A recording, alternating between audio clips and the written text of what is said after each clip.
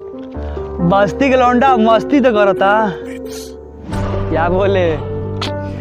समझा बीट के, पकड़ा सीट के, सीट पे बीट बा, बीट पे रब बा।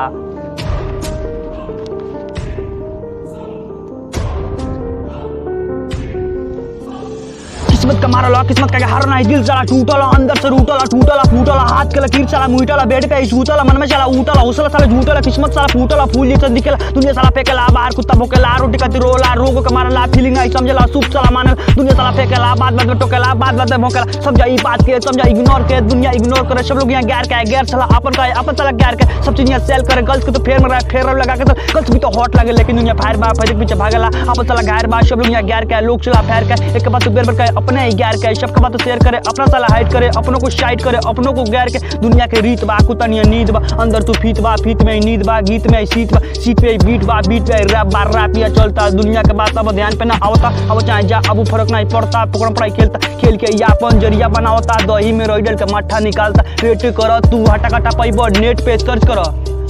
उपलब्ध पैब, रैपर के पैब। क्या बोले?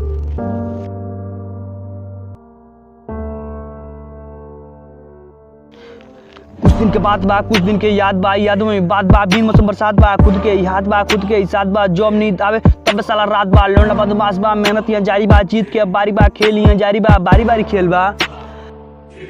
हाँ लौंडा अकेल बा, खुद से ही खेल बा, दिमाग में जमेल बा, इन मन मत कर रहा पर इधर बा, जिंदगी तो जंड बा, फिर भी घमंड बा, लौंडा अकेल बा, अकेले ही काफी बात, दुनिया से दूर बा, खुद के करीब बा, खुद के ही रात बा, खुद के ही साथ बा, खुद के ही हाथ बा, नाइट के बाद बा, बात के समझो, बीट के तू पकड़ो, दिमाग ना जकड़ो, दिमाग में फीत बा, फीत में गीत बा, गीत में सीट बा, सीट पे बीट बा, बीट पे रैप बा, रैप यहाँ चलता, बस्ती के लौंडा मस्ती तो करता, दुनिया का बात इग्नोर तो करता, नाना नाना कह के नाम तो करता, नाम तो करता, बस्ती का लौंडा मस्ती तो करता, मस्ती में साला नाम तो करता, दुनिया का बात तीन ध्यान में लावता, खुद से प्यार तो करता, अपन से ज्यादा रिश्ता न बनावता।